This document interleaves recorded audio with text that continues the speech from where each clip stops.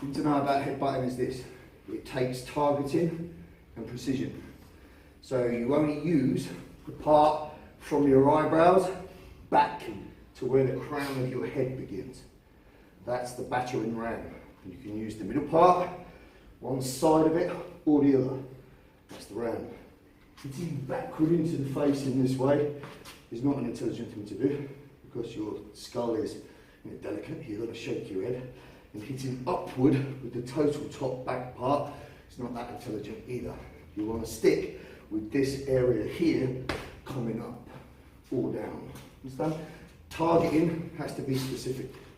So if I have the side of this crane here, I'll just headbutt him, boom, straight inside the cheek, temple, side of his ear, whatever. But if he's frontal, I need to make sure that my headbutt hits him somewhere between his eyebrows and his top lip. So primary target would be nose, cheekbone to the wall socket. If I go above the eyebrows, I get a battering ram, knock my fucking self out. And if I go below the nose, I get a mouthful of razor blades. So think about it logically. It's just a tool. It's an in-fight tool. The way I would use a headbutt from here would be just a bumping, boom, drop it in so I can load this elbow. It's a get to something else tool. With that said, many people are prolific with it. You know, in Scotland, in Liverpool, in Manchester, wherever. In the Glasgow Kiss, as it's known. I've seen people knock people out with headbutts from 6 feet from here. Just that, boom, straight over. So it's a formidable tool, but you need to know how to use it. Right? So if he's come up with the head here, that's set him up with that one. And he's just coming forward with the front of his head. It's coming forward with this part. He's not hitting with the side, he's hitting with the front. He's just driving that in and I'm catching his head, okay? So we start from this position, he headbutts. And then we do it again, headbutts. Good, headbutt. Okay, then we put the two together before we switch it, okay? Drop your chin and use your whole body, propelling from the hip, driving off your back foot, and then just tilt this and send that through him. So we could be here in the context, I will just boom, drive that in, which now sets off this shot. So don't do this. You're going to end up with your face. Drop your chin and drive your head. Right? This will work in a headbutt. Right. What does the head house? Brain. Your general of your body, right? So your brain and your spinal column is the most delicate thing on you. It's your computer. You don't want to bash it into things. Right, so I could repeatedly hit this pad, hit the palm, and I'm still getting kinetic energy through my body. After years, there's wear and tear to that, makes some pains. But if I use that kind of energy for that amount of repetitions, hitting things hard with my head, I'm going to give myself a fucking headache, or a problem, aren't I? So, keep it solid for about 1, so you're driving into the resistance. And then when you get a feel for it, ride my shot. So you just give me bad feed. As my head comes, you just tilt it back. Because you don't want to keep doing that. Do you understand? So just pull it slightly. Once you've got it, what it needs to do is kiss. You know what you're doing. Yeah, now I'm in this position, he's got this arm trapped, his head's lower. He's going to come up with this pad, and this is hit here. I'm holding it head height, okay? Start the head on the chest. Okay, my head's out of the way. I'm not going to put it here because he's going to fucking headbutt me. So it's out of the way. And then this pad, he allows me to get it up for a target. So one more time. Right, so you've got to understand application. I'm in here with him, and he's got me here. Closest weapon to nearest target is boom, that. Do you understand? So it would be in the context of that from here. I'll just drive this up and then boom, in. Followed by my elbow, sorry. Right, understand what you're doing. You're not just going bosh, bosh, because you've been told. You're not taking power. You're doing something. You're dropping someone's head up so they lift it, so you can drop the Swede on it. That's what you do. Yes? It's used as an opener.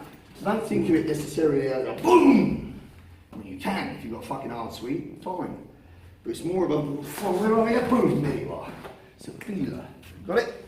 Coming straight up, hands forward, and from there, boom, load the elbow. Finish with this tool, right? And look at it in context. You're actually changing target line here in the drill. You're going vertical, then you're going to the left. Well, it may be that you go vertical right up, unload and come to the left. But what's more likely is when I come up now, I've probably got to come forward. Do you understand? So the only way to feed it is from here, the top one, from here I drive this up, and then there's the shot, there's the bottom one. So work around it, but understand what you do in application. Yeah, that's all right, mate, so yeah. Yeah. You need to try and hold it close to your head as well.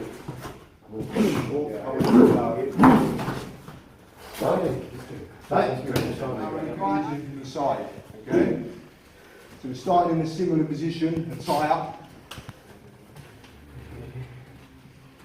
So in this position, he's got this trap again, stopping this arm from coming up. I'm just going to present the pad here, by the side of my head. He's just going to whack that in, okay? Like that, that's it again. Good, and again. Like that, okay? Right, just before you do that, in these drills that we've been doing, working the headbutt, what have you noticed is the main key variable? Anyone? He's moving with the headbutt. No. Right, so if I put him with him. Height disparity. Height disparity, come on, how the fuck is he looping under that? He ain't, is he? He's not going to drop down that far to get under Simon. Come here, Simon. Do you see what I'm saying? The height disparity is too great. But the advantage he has is, if he gets his head loaded into a position where he's right above, now, boom, he could drop for a formidable headbutt. If he sets the target, he doesn't want to do it like this, boom. He needs to set, boom, the target. You understand? Yeah. The height disparity, variables, when you change, you should see it, you should feel it. So when you're doing this drill, in position, right, that's right against his head. But for my height, from this position, I need to negotiate this shoulder before I can drive this weapon in. You know what I mean? I'm going to face smash that with my nose every single time. So as a variable, you know, you might need to shift your position, boom, and then put it in. But look, how does it work best for you? Because I don't want to be driving that in with my face into a hard target. I need to make sure I'm using from my eyebrows to the crown of my head any quadrant of this bludgeon, forward or sideways. Understand? So look at your position and height. Guys, I take it myself, so he can put in a little bit of power. So I'm going to present that, but that's not the target. If I was here, he's not going to be able to headbutt me with this headbutt, okay? Because we're just clashing heads, okay? It's not going to be as effective as if he loads me up here, bump the shoulder, and then there, you see? You get the idea? So you're putting this pad to your head. So what he's saying is you're isolating the target. Boom. You're isolating what it feels to do, what it feels like to do that. Right? The setup to that from here would be like you said, I can't get it. So I'll have to bump here, then boom, put it in. Do you understand? This all comes from real close quarter grappling and wrestling. You need to know how to manipulate ballistically so you can set up targets for impact. Because from this range, we ain't hurting each other, we're covering each other. In order for any one of us to hurt the other one, we need to somehow set off something. Does that make sense? And that's when we pop, drive with the shoulder, push with the head, get separation. But now you're isolating just this lateral movement. Yeah? It's working with a lateral drop step. When you are at this range, in some way encumbered with somebody, this represents one moment of the fight. So it could be previously we were here, I preemptively hit him, but instead of knocking him out, he crushed him into me to stop me from hitting him again. So we stifled movement. So the very first thing you have to have an understanding of when you do any type of drill like this is the clinch. Here we clinch. There's a couple of principles that you need to understand. If his body weight presses my shoulders in any way past my hips, I'm going down. So I need to get base. The way you get base is to pike back your hips and your foot, showing this immense fucking calf. Look at that bastard. And you need to tuck your chin and drive with your head. You are not going to be dominant, stood there neutral like that with head elevation. So drop your weight and push. And the other reason that we want to always tuck our head from him is because we bite. Do you understand? In sport grappling, you can be here all day. No one's going to bite anyone. But here, if he presents me now, I'm fucking biting him. Because it's no fucking rules in the street, right? So when you're encumbered with somebody for the rest of these drills, don't stand there head up like a spanner. Drop your chin, put your nose over toes and pike back. Seek to always be the one that's keeping the top of your head below his eye line. Do you understand? And push in so you're controlled and you've got time. If you've got no clinch base, you've got no business working this stuff. But what we're going to start looking at over the next few weeks is working from this extreme range and learning how to hurt and manipulate ballistically people from this range, because this is where real fights end up. Yes? Yeah. Right, let's go again. Switched it.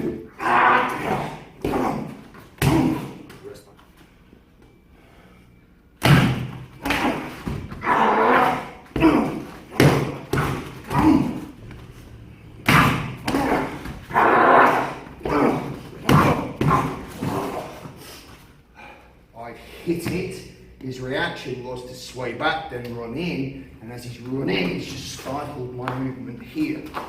Because he's stifled both arms, then primary striking is not available. You know, I could slap here and grab the handles, or I could bite into a soft tissue target, and as I bite, he should pull away from the source of agitation, but if he doesn't, I'll use this hand and this hand to, after I bite, to pull and push him into the range for my headbutt. Now I drop my chin, keep my neck solid, and use a lateral drop step, putting the crown of my head into the side of his jaw. Now it frees my hand, big shots coming over the top. That's pretty much going to end it. I can just shoot for the clinch this side, dominating the structure, so I'm actually moving in firing. For the purpose of the drill, I'm just going to knee once or twice, let's say, and he's going to feed me a high target. I mean, I'm going to attach to it so I can pull it away from his head to a degree. I'm going to hammer and bury my elbow. But I don't want to plant the elbow, it's right next to the base of his skull. So a drill like this, if you want to play with it, use the attribute equalizer. You know, Mike Van Beek's attribute equalizer. Turn down speed, turn down strength. Work the body mechanics high and keep the intent. So that would look something like, yeah, boom, place my shot, stifles my movement, bite, place my headbutt. Still loads of intent, there's my elbow clinch. We're coming from my knee, one more knee, boom, put this in, dominate, take the pan, hammer, to finish it. So taking the power down, taking the speed down, but keeping the mechanical movement high and the intent high. And then as you get confident with that, start to bring up speed, bring up power, till you go full speed. So if you end up after hitting somebody stifled in some way, the first thing you need is base. Get your foot back, nose over toes, so you've got dominance. From here, you're extreme close quarters, you're stifled. You need to use inserts such as popping with your shoulders, popping with your bicep, biting to create distance, anything that gets him here in range from my first shot. So in this case could be a headbutt, which will then open up other stuff. So we're looking at a couple of drills that we can employ this kind of idea. After the preempting, he shuts me down. Right. First one, I can hit here, he can shut me down, overhand. In this overhand position, and in base, nose over toes. This is here for 1 second before something else happens. Because he's taller than me, here, the closest weapon, the nearest target I have, is this bite into his neck, which will create him to pull back. So if he feeds that to me with a pad here, my start for 10 is going to be the bite to create distance so I can headbutt. Now I've got an M3. Then again until he's down, just in the natural way. So I've used secondary tools to get to primary weapons. We're doing it in a pad feed that's changing the ranges. So this one again, we look at play. Same idea, this example. I hit this pad, he crashes me down, but we end up one over, one under. So just now we ended up used both over arm here. Here, one over, one under. So I have a hand free, but what I'm going to do is bump, which will give me this headbutt, and then I'm going to bury this elbow. Chances are that's going to end it. But just to keep the placement going, from here, I wish you have attachment. Feed me a low target, go knee, knee. Then I put this by his head. Be careful, make sure it's by the head, attach from it from the back, hit it, and it's man down. So we still get the impact, but not against his head. So these are the two examples of what that's so far.